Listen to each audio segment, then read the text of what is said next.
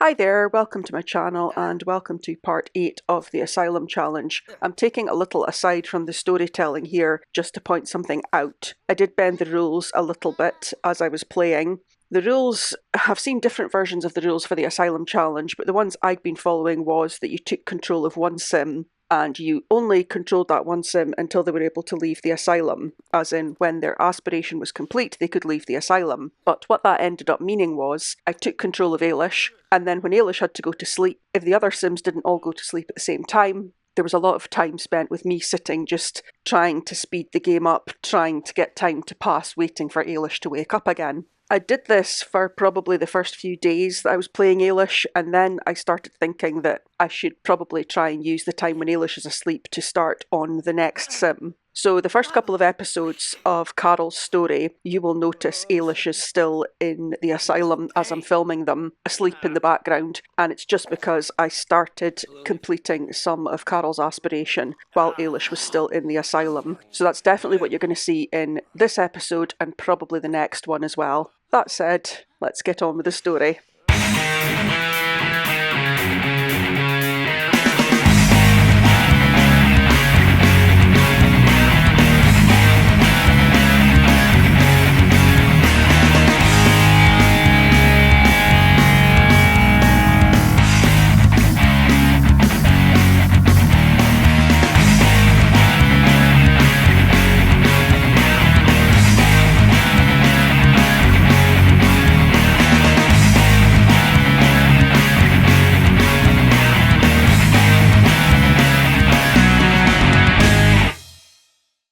Carol's route out of the asylum is to complete the Crystal Crafter aspiration. This would be a lot easier if she wasn't so lazy and put a little bit more effort into completing the first step of it, which is to collect 5 crystals or metals. The best way for Carol to do this is for her to go to dig spots in her local neighbourhood. Carol was given special permission from the very beginning to be able to leave the grounds of the asylum in order to do this. And even though she had all the actions queued up, she cancelled them off because, again, she's lazy.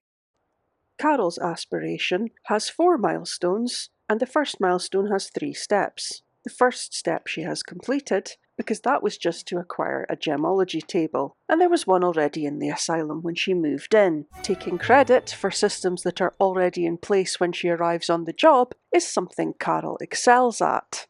Getting her to collect the crystals is proving a little more difficult, because that's a task she's actually going to have to put some work in and complete herself.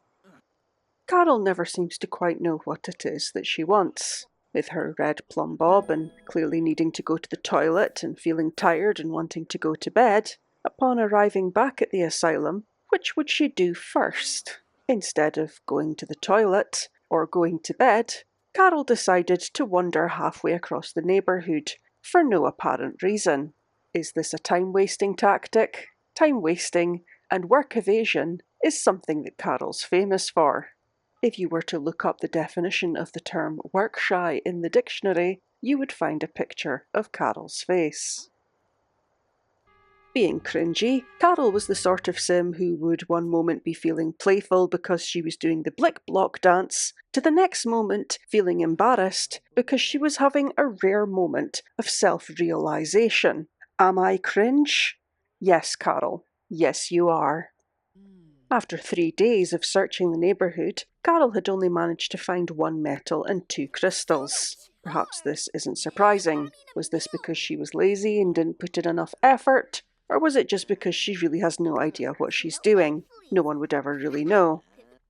As one of the steps of the first milestone of Carol's aspiration was to gift jewellery, she decided she would design some random jewellery. It cost quite a lot of money for her to design the jewellery, so the hope was that she would make something decent at least. In Carol's defence, she had been feeling particularly tense lately. She was struggling with festering bitterness, and how could she not, having to share a living space with Glenn Green? Glenn, being the evil, sceptical, and just generally unpleasant individual that he was, had been incredibly hurtful and offensive to Carol. so much so that she couldn't stand to be anywhere near him. Unfortunate for her, then, that the asylum is such a small living space. Carol claimed that she was scared of the dark. Whether or not this is true is up for debate, because Carol is well known for telling strange stories in order to get out of having to do things. But her tension from being around Glenn and her alleged fear of the dark would not be enough to stop her from continuing work on her aspiration. After all, she was going to have to put aside all these petty excuses or real problems in order to make some progression and escape the asylum. And escaping the asylum would get her away from Glenn, and surely that alone should be motivation enough. Even the arrival of snow in Newcrest would not put a stop to Carol's endeavours. She continued mining for crystals and metals, and finally she found 5 and was able to check off one part of her aspiration. Now all she needed to do was successfully gift jewellery to another sim in order to complete this milestone.